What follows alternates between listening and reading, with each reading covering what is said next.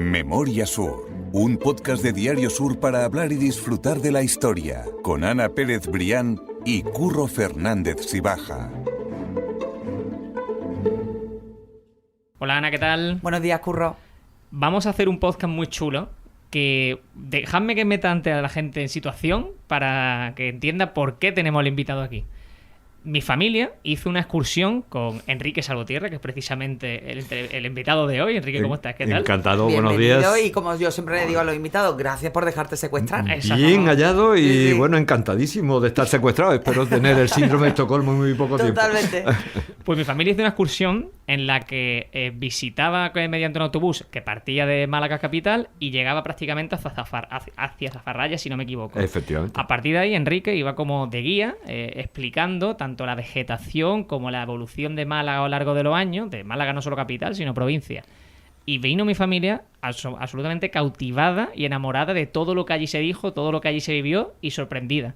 Y ya desde entonces yo venía con la idea de traer a Enrique al podcast e intentar dar ese viaje, no literalmente siguiendo ese camino, pero de ese viaje, ¿cómo decirte? Geográfico, climático, de la historia de Málaga, Emocional, que creo que es sí, y sí, emocional, botánico, que creo que es efectivamente. y muy interesante también y que quizás no es la historia a la que estamos acostumbrados, ¿verdad?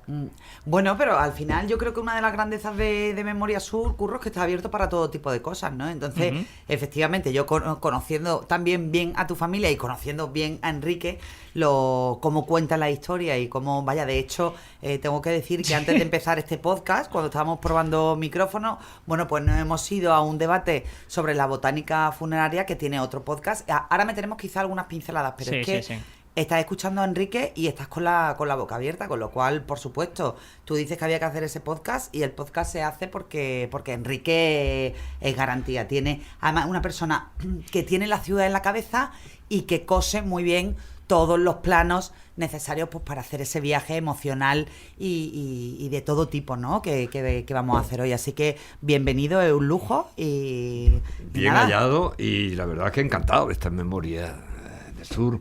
Yo creo que hay tanto que contar. No. Es una tierra tan Es casi privilegiada. inagotable, ¿verdad? Que es inagotable, es decir, que uno va, además con descubrimientos muy recientes, ¿no? Por ejemplo, ¿cuándo empieza nuestra historia? De verdad, ¿no? Y fijaros qué curioso, lo acabamos de hallar, hemos hecho un hallazgo paleontológico, paleobotánico, en donde lo que hemos encontrado ha sido que hace 235 millones de años, es decir, esto sería como más o menos las 10 de la noche en el reloj de la Tierra, a las 10 de la noche ya, pues resulta de que había nada más que un gran continente, un supercontinente que era Pangea. Y este empezó a abrirse, y empezó a abrirse constituyendo lo que sería el abuelo del Mediterráneo, lo que conocemos como el Paleotetis. Y el Paleotetis empezó a tener una hija que se llamaba Neotetis, y esa Neotetis pues dio origen al Mediterráneo ya finalmente. Y entonces Málaga estaba ubicada, ese continente tenía entonces una forma como de una C invertida, como de una luna creciente, y entonces justamente en el vértice, allí estaba Málaga. Justamente en la línea ecuatorial. Estábamos entonces situados en el Ecuador, en el fondo de un gran golfo. Y ahí es donde se inicia nuestra historia real. Bueno, en un momento en donde, bueno, ya que hablamos tanto de cambio climático, lo que nos vamos a dar cuenta es que toda la historia de Málaga desde entonces hasta la actualidad está regida por cambios climáticos extremos, o de mucho frío, o de mucho calor, o de grandes cataclismos a nivel de tsunami. Pues hemos tenido muchos tsunamis en esta tierra, ¿no? Entonces, bueno, pues nuestra historia comienza en ese momento. A partir de ahí, pues mira, lo que no hemos dado cuenta al analizar este yacimiento paleontológico, paleobotánico, es que de golpe, es decir, era un periodo extremadamente seco y frío a la vez, ¿no? Y entonces había muy poca fauna y muy poca flora, apenas restringida al borde de ese continente, y ese supercontinente. Y de golpe lo que nos vamos a encontrar es que cambió tan drásticamente el clima que empezó a llover torrencialmente durante 3 millones de años. Es decir, de no llover nada, 3 millones de años, atención. 3 millones de años. Y durante esos 3 millones de años, 2.500 litros anuales de agua. Es decir, aquello ya barrió lo poco que había sobre los continentes, pero en esta falda, en este vértice de ese gran golfo, aquí justamente iba a surgir pues prácticamente toda la diversidad que tenemos actualmente sobre los continentes. Bueno, hemos encontrado fósiles que de lo que la gente conoce vulgarmente como colas de caballo, pues de 30 metros de altura, es decir, que nada que ver los edificios en altura que podemos ver hoy por Málaga. Es decir, ¿y dónde está ese yacimiento, Enrique? Pues mira, lo hemos localizado en una zona entre Málaga y la provincia de Cádiz, y la verdad es que ha sido muy sorprendente. Se tenía noticias de restos de carácter zoológico, de animales fósiles, moluscos fundamentalmente, pero estas plantas que nos han aparecido ahora nos dan una cantidad de información tremenda, nos dan una información tan increíble como que resistieron precisamente porque, claro, con esa torrencialidad, con unas cordilleras que había en esta tierra de aproximadamente 3.000 y 4.000 metros de altitud, pues de golpe esa torrencialidad del agua barría absolutamente. Y estos que aguantaron, lo soportaron gracias a un elemento que es fundamental en el planeta, que es la sílice. El silicio, que parece que sí, nada más que lo conocemos del Silicon Valley, pues bueno, fue el que logró que todos estos organismos sobrevivieron, y a partir de ahí aparecieron los dinosaurios, aparecieron otras plantas, etcétera, lo cual yo creo que es francamente maravilloso, ¿no? Es decir, que a partir de ahí pues viene otro periodo. Seguimos más o menos localizados en la franja tropical, clima tropical, se va haciendo cada vez más lluvioso y más cálido. La fauna que teníamos en nuestro alrededor era pues la típica de aquellos momentos en la zona tropical, pues todo el mundo ha visto esos tigres de dientes de sable, una gran cantidad de lemures, es decir, una diversidad, y bueno, luego mucho helecho gigantesco, unido en muchos momentos a grandes saurios, ¿no? que también lo hubo. Eso fue ya en el Mioceno, hace 10 millones de años. Nos vamos a encontrar que a partir de entonces va a ocurrir algo extraordinario, y es que de golpe al Mediterráneo, a esa Tetis, a la hija la alimenta exclusivamente agua que le llega del Atlántico, y entraba por dos estrechos. Entonces estaba el estrecho de Gibraltar no existía, estaba el estrecho del Guadalhorce, por el que entraba el agua desde el Atlántico, y del otro por el Rif, el estrecho del Rif, y en medio había una gran isla, más o menos del tamaño de Córcega, en donde nos vamos a encontrar que estaba precisamente más o menos Málaga, porque la ubicación real en ese momento es en el final de la desembocadura, había una gran isla. Esa isla va a permanecer durante mucho tiempo, y de hecho, bueno, incluso en época de nuestros antepasados, de los bástulos y de los fenicios, ahí hubo recuerdo una recreación en el Diario Sur de Carmen, no recuerdo ahora mismo el apellido. Peral. No, era de Carmen. ¿Arqueóloga? Era una arqueóloga. Pero bueno, recreó cómo sería la ciudad que había precisamente en esa isla que estaba en la desembocadura del Guadalhorce. Hoy nos queda el resto. De Cerro del Villar. No era exactamente, no coincidía. Era incluso más antigua, que todavía no se conoce el nombre que tendría esa ciudad que estaba en esa isla. El caso es que era una isla comercial típicamente, es decir, que había un movimiento, tenía incluso dos radas, dos pequeños puertos, y parece que había un intercambio comercial importante, ¿no? Entonces esa isla iba a estar ya ahí presente, mientras que por otra parte lo que iba a ocurrir era que iba a empezar a cerrarse al final del Mioceno, iba a ir cerrándose todo lo que era esa aportación de agua por los sedimentos propios de un lado y otro. Entonces se cierra la entrada de agua del Atlántico al Mediterráneo, y ¿qué nos encontramos? Que se deseca totalmente. Empieza a morir Teti, empieza a morir el Mediterráneo, y bueno, el clima se vuelve mucho más seco, mucho más árido. Y es el origen de muchas de las especies que luego tenemos aquí, porque ¿qué es lo que ha ocurrido? que en esa sequedad, en esa sericidad y prácticamente sin lluvia, lo que entran son especies de Irán y de Turán, de una región precisamente muy vinculada a Irán, de la zona iraní. Y van yendo por el norte de África progresivamente y van generando nuevas especies que llegan hasta nosotros, ¿no? Y en ese llegar hasta nosotros, el ejemplo más claro, en nuestro paradigma, en nuestra gran señal de identidad a nivel mundial es el Abies pinsapo.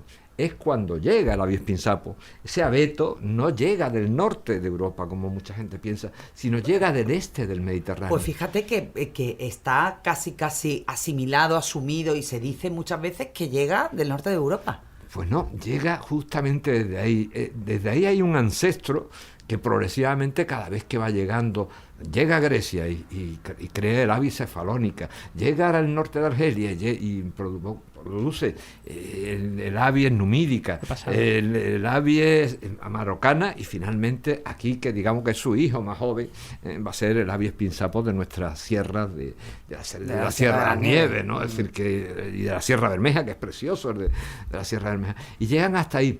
Y entonces va a ocurrir un hecho único en la historia del planeta, y es que de golpe lo que está taponando, esa gran cordillera taríquide que está taponando la entrada de agua al Mediterráneo, va a romper con fuerza. Había cataratas de 4.000 metros de altura que han dejado la huella en el mar de Alborán, y entonces entran de golpe una gran cantidad de agua, y es lo que se llama la inundación zancleana. La inundación zancleana es la inundación más grande que se ha dado en toda la historia del planeta, y hace que se recupere Tetis, que viva Tetis, de esa sequedad. De esa sequedad. Pero fijaros qué curioso, eso nos lo cuenta la mitología griega divinamente. Es decir, nos cuenta como uno de los 12 trabajos de Hércules fue precisamente el abrir las dos columnas de Heracles, de Hércules, es decir, lo que es el Monte Calpe y el Gibraltar, y por el Monte Musa, en el otro lado, y lo abre. Hay un cuadro, yo invito siempre que cuando se va al Museo del Prado, aparte de ver el cuadro del Bosco, del Jardín de las Delicias, que vean también un cuadro que es uno de los trabajos de Hércules, precisamente pintado por Zurbarán. Es un cuadro enorme, y se ve cómo Hércules está separando a Gibraltar del Monte Musa en el norte de Marruecos para que entre agua. Y a mí siempre me ha llamado la atención cómo, sin tener ni noción ninguna de lo que ocurrió, digamos, de geología, fueron capaces de recrear, tanto los griegos en su mitología como Zurbarán en su pintura, un hecho tan sumamente trascendente que le dio la vida. Además, ahí ya estamos hablando de anteayer. Claro. Estamos hablando aproximadamente de 1500 y pico, es decir que, sí, me parece que ahora ha cumplido el cuadro unos 500 años, es decir que, y es espectacular la obra. Yo lo invito porque además con esa grandiosidad que tiene el lienzo, es espectacular verlo. Y entonces ahí se va a abrir, se va a producir, y a partir de ahí se va a ir generando, se va a ir conformando todo lo que tenemos a nuestro alrededor. A partir de ahí, pues ha habido muchos cambios. Es decir, a mí cuando me preguntan sobre el cambio climático, pues mire ustedes, ¿verdad? Ha habido muchos cambios climáticos a lo largo de la historia. Ahora vivimos una crisis climática que tiene unas características muy singulares, que es, por una parte, el que lo está produciendo una sola especie, cosa que inaudita en la historia del planeta, y por otra parte, el hecho de que vamos demasiado rápido calentando el planeta, ¿no? Son las dos singularidades que hacen de esto. Pero a lo largo de estos 3.000, 4.000 años en la historia de Málaga, muchos de los movimientos, cuando dicen, no, nos vinieron y nos conquistaron los visigodos, o la gente del norte, o llegaron los vikingos hasta Vélez Málaga y bueno, y la tomaron varias veces, o de golpe los romanos llegan en un periodo, y te das cuenta cuando analizas la cronología histórica y la cronología de esos cambios climáticos, que hay una correlación directa. Es decir, bajan cuando hace más frío y aquí hace más calor. Cuando pueden, cuando le interesa. Claro, sí. Era el momento, ¿no? O en el caso de eso, de por qué llegan los romanos y se asientan y hay una cierta pax romana en ese momento, pues porque las condiciones climáticas eran muy favorables, ¿no? El año cero era muy parecido a la segunda mitad del siglo XX que hemos tenido un periodo de calma, ¿no? Pero a partir de ahí vamos viendo hechos extraordinariamente trascendentes que nos marcaron totalmente la historia y cómo somos, ¿no? Ahí esto que comentábamos antes, ¿no? El tema de los tsunamis, tanto en Alborán hace que desaparezca una ciudad tan importante como era Baero Claudia, Bolonia, Sí, efectivamente. al lado de Tarifa, pues sube de golpe hay sube y desaparece casi en su totalidad de una ciudad que era muy próspera, con 5.000 habitantes, etcétera. Aquí igual, bueno, ese 6 de octubre de 1685, creo recordar, bueno, lo describe Escobar de una manera extraordinaria, Díaz de Escobar, porque resulta de que de golpe es que el agua engulló la ciudad, es que hubo más de 6.000 muertos en la época, estamos hablando del siglo XVII. Porque yo he leído la misma crónica y digo, es que sería la ciudad casi entera. Es un porcentaje muy alto de población, exactamente, Claro. altísimo. Ahí hay muchos hechos curiosos a la vez, porque fijaros que estamos en lo que se llama la pequeña edad de hielo. Algo que estuvo producido porque las manchas solares se apagaron de golpe. Ahora mismo hay un cierto aviso, los investigadores rusos fundamentalmente decían que para mitad de este siglo, para el año 2050 aproximadamente, se irían apagando muchas de las manchas solares, con lo cual nos llegaría poco calor. En aquel momento era tremendo, es decir, algo sin previsión completamente. Hasta tal punto, bueno, en el Támesis se patinaba del frío que hacía, ¿no? Y entonces, imaginaros, en Málaga, pues nos vamos a encontrar por una parte de forma muy colateral, pues la influencia de esa pequeña edad de hielo, un verano horroroso en donde el frío llega a terminar con todas las cosechas, y luego por otra parte nos vamos a encontrar con un hecho también muy trascendente. Y es que, de golpe, imaginaros, es cuando más cerca va a pasar el cometa Halley, que ya viene de vuelta, al planeta Tierra. Entonces, imaginaros la situación, es decir, por una parte, el frío que ha terminado con las cosechas, hambruna, peste, de golpe, esa bola de fuego que va acercándose cada vez más a esto. Y de golpe, pues, ese seísmo provocado en Alborán, que hace que, como tú bien has comentado, Ana, pues resulta de que los peces llegaron hasta la misma puerta del Santuario de la Victoria. Sí, Y los barcos, bueno, destrozados. Lo único que se salvó fue precisamente la catedral. La catedral resistió perfectamente, y sobre todo la entrada donde están las 7 azucenas aguantó aquello perfectamente, ¿no? Entonces, a mí hay dos personajes ahí que me sorprende cómo gestionaron un momento, porque claro, la ciudad desde fuera se veía como demoníaca, ¿no? Es decir, que incluso se acuña aquello de mata al rey, vete a Málaga, ¿no? Es decir, que era un poco el tema. Y sin embargo hubo dos personajes que creo que son extraordinarios en la historia, a mí me encanta, que son Alderete Soto, que este hombre fue alguacil de la Inquisición y alcalde perpetuo de Málaga, ¿no? Estaba así nombrado, y por otra parte era un químico que se inventó una cosa que le gustó al otro personaje, que era precisamente a Fray Alonso de Santo Tomás, el hijo bastardo del rey, que se había recluido aquí, había montado su pequeño, su pequeña corte ahí en Churriana, pero que era un personaje listísimo. Yo creo que se unen los dos, y a Alderete no se le ocurre otra cosa que generar lo que se llamaba el agua de la vida, ¿no?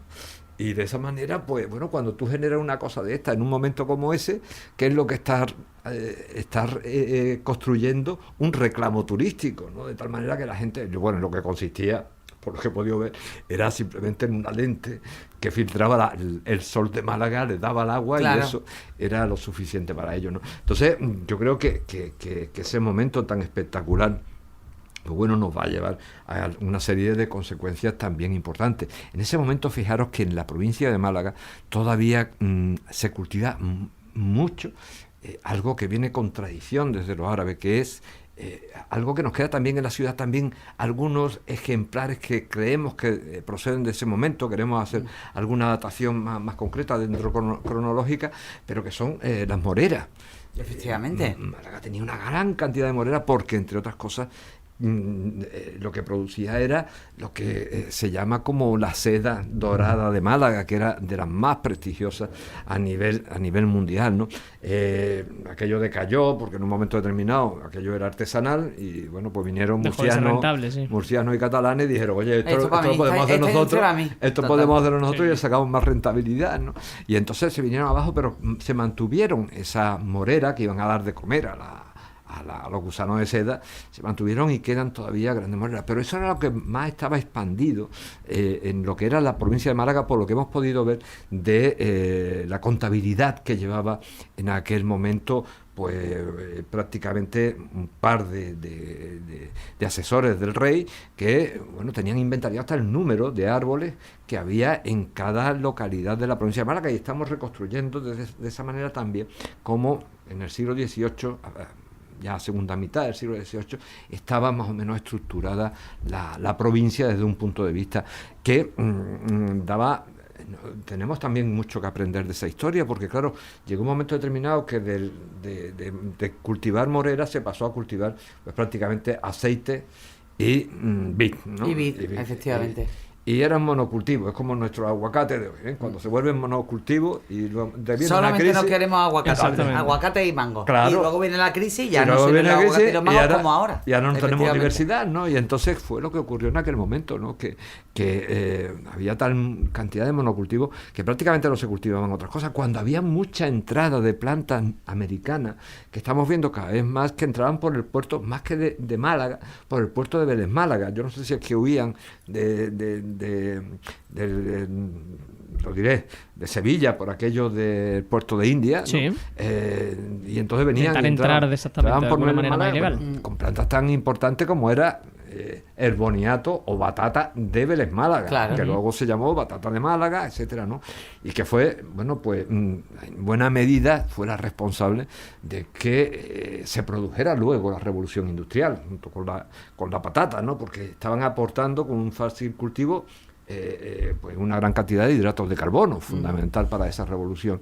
Y yo entonces, voy a cortarte un segundo, porque has comentado una cosa que me habían pedido que te pregunte, que nos cuentes, y es esa llegada, que creo que vas a tirar por ahí precisamente, esa llegada del primer aguacate a Málaga. Que sé que hay una historia precioso. Detrás bastante curiosa y que creo que es chulo, porque a día de hoy estamos diciendo que tiene un peso fundamental en lo que es la agricultura malagueña. Sí, pues entra por aquí por primera vez y se cultivan en dos lugares extraordinarios de nuestra ciudad, también cargados de historia.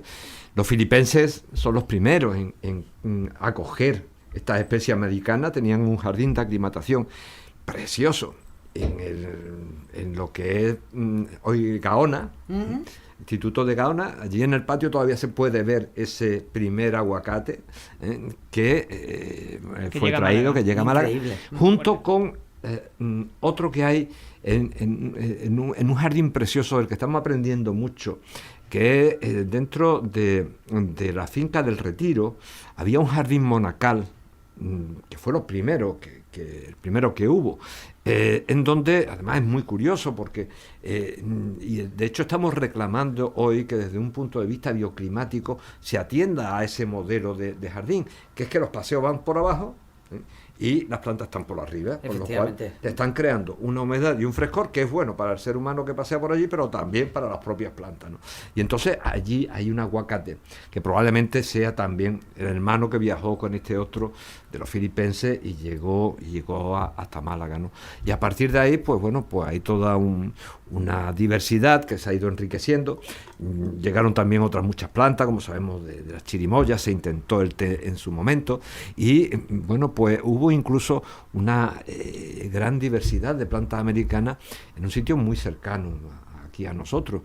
Lo que hoy son los Jardines de la Aurora llegó a tener, tengo una fotografía de entonces hasta mitad del siglo XIX, desde mitad del siglo XIX hasta final del XIX, no sé por qué se destruyó, pues un invernadero similar al que tiene el Kew Garden, lo habéis visto, es muy Claro, propio. es que ese invernadero coincidía justo con la fábrica de Carlos Lario. Claro, es que Con lo tenía la Aurora. efectivamente, porque él era un enamorado de la botánica Eso es. y puso ahí un invernadero, hay una foto maravillosa antigua que se aprecia el invernadero ya en muy malas condiciones. Efectivamente. Pero ahí todas las crónicas históricas refieren que él hizo allí un auténtico vergel. Eso es, tan grande lo que cuentan, que luego cuando se divide la familia entre los del campo de Gibraltar y los de Málaga, los Larios de Gibraltar se llevan muchas especies, muchas plantas, se las llevan allí porque ven que el clima es más atlántico y por tanto pueden, pero hay toda una historia detrás de eso fantástica y bueno, y en paralelo pues dentro los Heredia y el jardín, Hombre, el jardín botánico de la Concepción, Amalia Heredia, y su hermano de frente, la San finca José. José. Eso es. Esa vía, es decir, porque es curioso cómo los jardines botánicos en Málaga se han desarrollado fundamentalmente en 3 líneas. Por una parte, efectivamente, bueno, habría que una cuarta que sería la de Pedregalejo el Palo, con todos los navieros que van trayendo plantas y que nos encontramos con jardines excepcionales. Por otra parte, nos vamos a encontrar la ruta del Guadalhorce hacia arriba, Heredia fundamentalmente, y luego la de va a marcar mucho la historia ese jardín del Retiro, es decir, no es un lugar baladí, sino que ahí nos vamos a encontrar con una serie de jardines extraordinarios, de Marzán, Santa Tecla, nos vamos a encontrar luego también con la familia de Caro Baroja, con unos jardines también muy bien elegidos y toda una riqueza botánica la que se importa, bueno, y por supuesto la de la cónsula, ¿no? Es decir, que también va a tener una gran cantidad de flora americana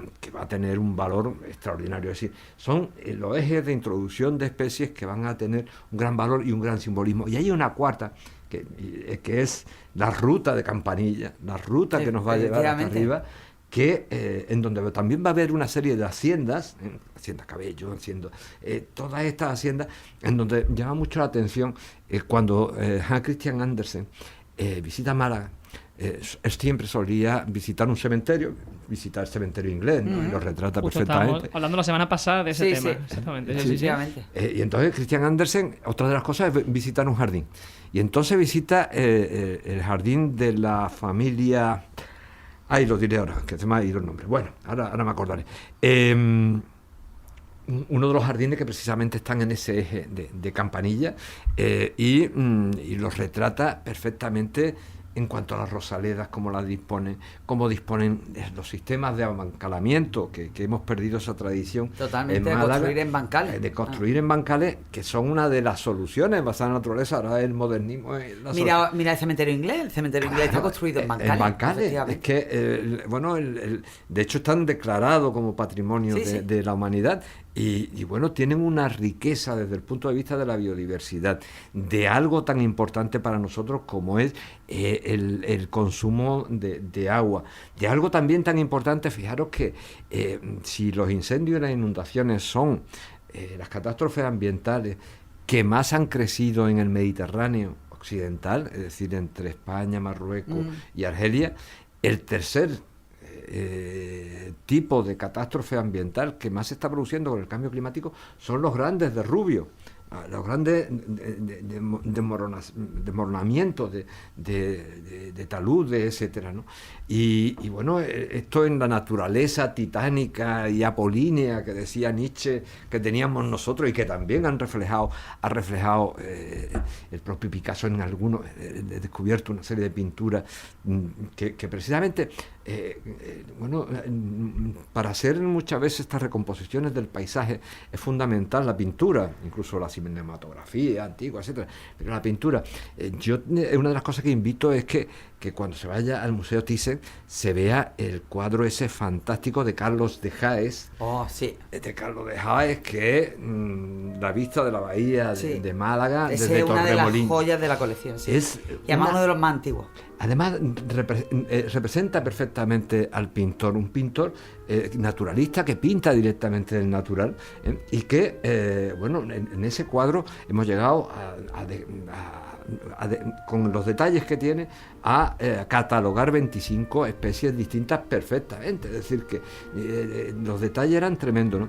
Casi fotográfico, efectivamente. A mí lo que me duele es que, siendo un pintor tan sumamente aclamado en su momento y posteriormente, bueno, tuvo calle Córdoba, no se llamaba calle Córdoba hasta hace nada, hasta entonces era la Alameda de Carlos de Haes. Es decir, que me parece que es un pintor que tenemos que que se podría haber conservado ese nombre porque es de una progresión tremenda. Pues bueno, Carlos de Haes parece que manda a Picasso a pintar en su formación en el entorno, y pinta precisamente, bueno, y pinta el entorno de Málaga, los montes de Málaga. Encontramos una serie de dibujos en el Museo de Barcelona de Picasso que son extraordinarios, porque nos reflejan unos montes de Málaga cómo quedaron después de la filosera, es decir, totalmente arrasados. Finales del 20, siglo XX, final del 20. Claro, sí, principio del 20, efectivamente. Finales del 19, principio del 20. Perdón, lo he dicho al revés. Y bueno, la obra de Carlos de Haes nos demuestra dos cosas. Una, el hecho de que, bueno, Málaga contaba con un cinturón de dunas tremendo. Es decir, que era toda la costa era un sistema dunar integral, continuo, fantástico, que también coincide con otro momento también muy importante, porque cada vez que ha habido estos cambios en el clima, se han dado subidas y bajadas del mar. Los neandertales, cuando vinieron, vivían por aquí, pues bueno, pues resultaba que el nivel del mar era muy bajo, muy bajo, muy bajo. Entonces, incluso podían caminar tranquilamente muchas veces por zonas que actualmente son inhóspitas.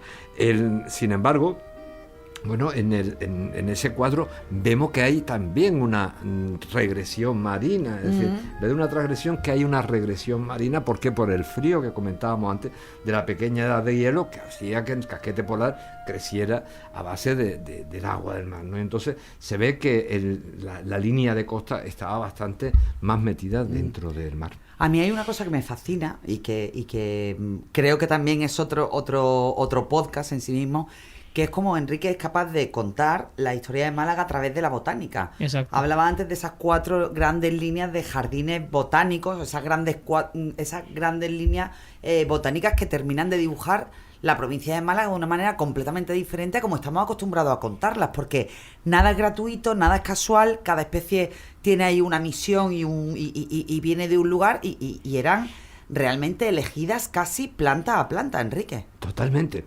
Mira, hay un detalle que los malagueños, por más que muchas veces que lo explico, ¿no?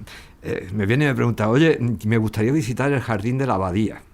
Digo, mira, perdón, el jardín de la abadía no existe, claro, sino que era el jardín del señor Badía.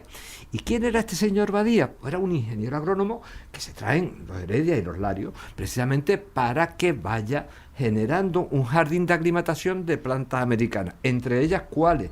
Pues justamente las chumberas. Chumberas que luego van a tener una trascendencia bastante importante en nuestro paisaje. Y algo también importantísimo, allí se va a cultivar por primera vez la pasa de Esmirnia. Pasa chiquitita, prácticamente sin hueso, etcétera. El jardín del señor Badía, que estaba allí, en lo que hoy llamamos jardín de la abadía, luego abadía no había ninguna, sino que era este señor Badía el que lo plantó. Muchas de esas plantas luego vinieron a engrosar el Parque de Málaga, que ya tiene su origen en la primera década del siglo XX, y bueno, y a partir de ahí, pero fíjate la trascendencia, porque esas dos plantas, bueno, las pasas de Esmirnia van a servir, luego se van a expandir bien en los cultivos por Málaga, pero también es importante el hecho de la chumbera. ¿Para qué trae la chumbera? Bueno, por una parte, para obtener ese color púrpura que las cochinillas, gracias a las cochinillas, pues se necesitaban para sus textiles, para las fábricas efectivamente, textiles, para los tintes, pero por otra parte también para algo que hoy no nos imaginamos, y es que servían precisamente para deslindar. No olvidemos que, como decía Borges, que hay 3 motivos siempre de pelea entre familias y en guerras, ¿no? Que son las lindes, el agua y no me acuerdo, los celos, ¿no? Eran los 3 motivos siempre de las guerras y de los... Entonces había que deslindar. se plantea... Claro, eso generaba barreras casi inexpugnables. Hombre, A ver quién se atreve a cruzar una chumbera. Exactamente. Efectivamente, era la mejor manera de generar disuadir una linde, porque a- además si le total. metía fuego, pues no pasaba nada. Y entonces la importancia tan grande que va a tener luego eso, Claro, es que precisamente cada cosa tiene su sentido, en la provincia, ¿no? Es decir, que yo creo que Vamos a ir cerrando el podcast, porque ya hemos grabado más de 30 minutos, que es más de lo que se lo vamos a hacer, pero encantado, porque Pero es que de estamos verdad... aquí con la boca abierta. Exactamente. Totalmente. Entonces, como sé que te vamos a citar para futuras ocasiones, yo quiero cerrar el podcast preguntándote dos cosas. Una, a día de hoy, ¿qué es Málaga? Te hablo en términos climáticos, geográficos. Si tuviésemos que explicar a alguien qué es Málaga, qué es la Málaga que tenemos a día de hoy. Y la segunda, que va a estar ligada, ¿a qué peligros, a qué retos climáticos se enfrenta Málaga en el futuro más inmediato, en esta evolución que estamos viendo, ¿no?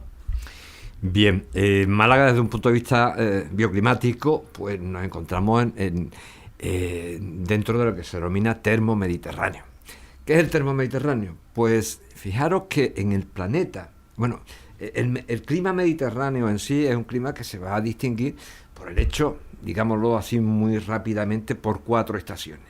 Una fría, una cálida, y en donde una primavera, un verano, un otoño, un invierno, y en donde además no se desarrollan de forma regular, sino que como es un pulso entre un desierto y una zona continental, que esto es lo importante, es decir, tanto en California, como en Chile, como en Sudáfrica, como en Australia, como en parte de Nueva Zelanda, y el propio Mediterráneo, siempre tiene que haber un desierto cercano y una zona montañosa, continental, también cercana. Y del pulso de ellas dos, pues va surgiendo el clima mediterráneo, por tanto, va a ser inestable permanentemente, ¿no? Entonces, estamos dentro del clima mediterráneo. Pero si buscamos un clima ideal para Homo sapiens, es decir, si Homo sapiens tiene un óptimo ecológico, va a ser justamente el que le provee el clima mediterráneo. Por eso somos tan queridos a nivel planetario, es decir, a todos les gusta este Claro. clima, en donde a pesar de esos cambios que pueda haber, un día llueve, otro día tal, pero generalmente además hace nuestro óptimo ecológico está entre 20 y 25 grados de temperatura y entre 25 y 35% de humedad. Ahí es donde nos encontramos a gusto, es decir, ahí ni sobra ropa, ni falta ropa, podemos estar, no nos va a doler nada, es donde estamos. Y eso es lo que más abunda en estas zonas del planeta, que son 6 zonas 6 franjitas, muy estrechas en el planeta, en donde justamente están pues los puntos calientes del mismo. Entonces, Málaga está precisamente dentro de ese grupo selecto de espacios con clima de óptimo ecológico para el ser humano. Dicho lo cual, ¿a qué problema nos enfrentamos? Nos enfrentamos ante un problema que es lo que se denomina la isla de calor urbano. Nuestra propia actividad humana lo que hace es que provoca un aumento de la temperatura. Nosotros estamos midiendo ahora, y en Málaga se da una configuración de las islas de calor porque tenemos realmente un archipiélago. Entonces tenemos una parte, a mí me gusta decirlo como en la peli aquella, ¿no? De West Side Story, ¿no? Pues tenemos un West Side y un East Side, ¿no? Y además una historia de cada uno. Entonces el East Side, digamos que está por encima de los valores de calidad ambiental y de confort ambiental.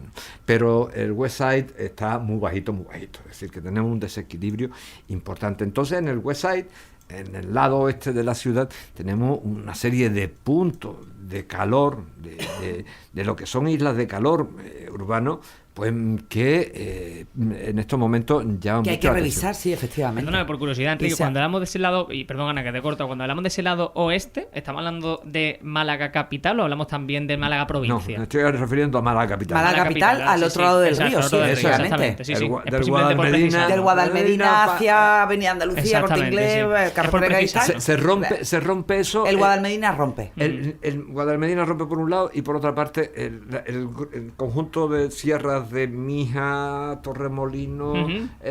Alaurín, Sí, era por precisarlo, simplemente. eso rompe totalmente. Entonces lo que nos estamos encontrando es que ya el Instituto de Salud Global ha publicado recientemente un artículo y estamos la tercera ciudad con más riesgo de afecciones fuertes, graves, incluso muy dañinas por las olas de calor. Somos la tercera a nivel continental, es decir, de las 163 ciudades analizadas, todas ellas con más de 500.000 habitantes, pues son la zona. Entonces les llama la atención el qué, pues que teniendo, pues claro, cuando ven la foto desde Gibralfaro hacia Levante, hacia la Zarquía, pues ven mucho arbolado, dicen, pues mire usted, esto no se comprende. Y sin embargo, lo que llama la atención es que hacia el oeste, cuando te subes a Gibralfaro y miras, pues ves que hay pocos arbolitos. Sí. De hecho, incluso lo que sorprende es que a esta altura, con todas las nuevas construcciones, se están construyendo edificios en altura, pero no llevan aparejado el número de árboles que requeriría la ciudad, porque necesitaríamos, para compensar nuestra huella ecológica, la que generamos, necesitamos en torno a 10 árboles por habitante. En nuestro entorno inmediato no vale contar con los de los Montes de Málaga o los de... Eso no vale, sino dentro de la ciudad requerimos tener ese arbolado. Entonces, el problema que tenemos de aquí en adelante, lo que estamos observando, es un aumento de la temperatura bastante sorprendente. Dirán la gente, yo tampoco noto tanto. No, pues las olas de calor son cada vez más extensas, son menos numerosas, pero más extensas en tiempo. Y más extremas, y un tipo de calor que se aguanta muchísimo menos. Para el 33, según nuestras estimaciones, llegaremos a los 50 grados en Málaga, capital, a pesar del efecto... ¿El 33 pasa mañana? Pasa mañana, a pesar del efecto refrigerador del mar, ¿no? Mar, sí. Esa es otra, es decir, el nivel del mar está subiendo a una velocidad increíble. 3 milímetros al año, ¿eso qué es? 3 milímetros al año supone de que cubran absolutamente el mar, la entrada del mar, pues bueno, pues algo tan importante como las redes de saneamiento, con lo cual no estamos jugando mucho. Pero es que es más, a mí lo que más me preocupa en estos momentos, por los análisis que estamos realizando, es el calentamiento de la superficie del suelo. En Chicago se están hundiendo los edificios, tienen un sistema de construcción sobre arena, muy parecido a lo que ocurre en esa Málaga Oeste, sobre arena, y entonces los edificios, bueno, cuando tiráis una moneda a la arena seca, en 10 minutos desaparece, en arena húmeda se tarda más. Pues bueno, ¿qué está ocurriendo? Que se están hundiendo, pero se están hundiendo también las infraestructuras. Y entonces esto es una de las cosas que más nos está preocupando, es decir, cómo va a ser la alteración en esa superficie del suelo. Y luego algo que también estamos viendo, ¿no? Es decir, la mortandad tan elevada de pinos en nuestro entorno, pues bueno, dicen, no, es que están muy pegados, sí, están muy pegados, pero es que en Gibralfaro ha sido dramático. Dramático. Y bueno, es también una de esas consecuencias, y habrá que aprovechar, porque recordar que Gibralfaro es repoblado en los años final de los 30, principios de los 40, y bueno, de aquella manera, entonces había que jugarse la vida para poder plantar, repoblar todo eso, ¿no? Hoy es más difícil, y el problema es que aquello se hizo con una intencionalidad muy importante. A Cánovas del Castillo lo que más le obsesionaba era que Málaga se rompiera en dos, ¿no? En esa Málaga Este y en esa Málaga Oeste. Entonces, cuando se construye esa gran vial que va a ser el Parque de Málaga. ¿Por qué? Porque hasta entonces quien pasaba por allí le podía caer... Bueno, había cantidad de muertos al año por desprendimiento de piedras que caían desde el monte, ¿no? Entonces, plantea eso, entre otras cosas también porque si no la conexión entre uno y otro era a través del seminario por arriba, y claro, aquello hacía que se retrasara era mucho. Poco útil, era muy poco útil, y entonces bueno, pues ese fue el planteamiento. Entonces se repuebla Gibralfaro y toda la zona de alrededor con unos fines de contención de esas tierras. Estamos diciendo de que uno de los efectos, tercer efecto, el efecto arrastre, claro. Que el efecto arrastre que va a ser bestial. Entonces habrá que empezar a tomar medidas al respecto, ¿no? Madre mía, yo me quedo de verdad fascinada con las explicaciones, porque además encuentro, y de verdad insisto, y no quiero ser pesada, que todo, absolutamente todo, tiene sentido. Sí, tiene una causa, una justificación y... Escucha, y si no la tiene, y con esta reflexión ya termino, hemos contado también muchas veces en el podcast cómo después, por el efecto de toda cuando llegan los Reyes Católicos, los repartimientos, que se arrasa toda la parte superior de toda Casa Bermeja, se termina con todo eso después viene abajo, en época de lluvia, porque hay un efecto arrastre absolutamente incontrolable, con lo cual me parece que son ideas absolutamente nítidas para el largo plazo, que probablemente nosotros no moriremos de la subida del nivel del mar en Málaga, pero tenemos que pensar indudablemente en las siguientes generaciones. Sin lugar a dudas. Yo creo que ha hecho la conclusión más idónea de que tenemos que aprender mucho de ese pasado. Claro. Es que todo está en el pasado, toda la información está en el pasado. No fueron cuestiones casuales, sino que fueron causales unas detrás de otras. Y fueron el resultado de una serie de condiciones que se iban dando, donde hay quien más marca la historia, sin lugar a duda, el agua. El agua va a... La abundancia o la ausencia de agua, absolutamente. La forma de llegar, la forma de canalizarse, etcétera, etcétera, va a ser fundamental. Es decir, la historia de la vida en el planeta está marcada desde sus orígenes por el agua, y el agua tiene mucho que decirnos. Y tiene mucho que decirnos, bueno, cuando vemos esos arrastres que llevaron a desaparecer el bulto con aquellas grandes moles de piedra también, que fallecieron una gran cantidad de personas. Eso no fue casual, eso porque se deforestó toda la zona que tenía que servir de sujetador. Claro, efectivamente. Jo, Enrique, yo estaría aquí hasta mañana escuchándote. Absolutamente. Pero como no podemos estar hasta mañana escuchándote, te vamos a traer otro día y seguimos encantado. con esa. Yo me he quedado con 2 deseos. La parte botánica vinculada al mundo funerario, que es fascinante, y la de los grandes jardines botánicos. Así que yo desde aquí te invito a otros secuestros si tú te dejas. No es que me invite, es que me vengo. Perfecto. Y nada de secuestrado. He cogido síndrome Estocolmo con vosotros, pues y me siento feliz con mis secuestradores. Qué bueno. Pues fantástico. Enrique, mil gracias de verdad. Ha sido un placer. Gracias a vosotros, porque ha sido un rato extraordinario. Un lujo. Qué bueno. He disfrutado muchísimo. Ana, nosotros nos vamos a quedar citados para la semana que viene y con más ganas de volver a ver a Enrique pronto, porque de verdad que ha sido un lujo. Efectivamente. Este ratito. Así que mil gracias, Ana. A ti siempre, Curro. Memoria Sur es un podcast de Diario Sur. Escucha un nuevo episodio cada semana en iVoox, Spotify, Apple Podcasts y consulta las referencias de este episodio en diariosur.es.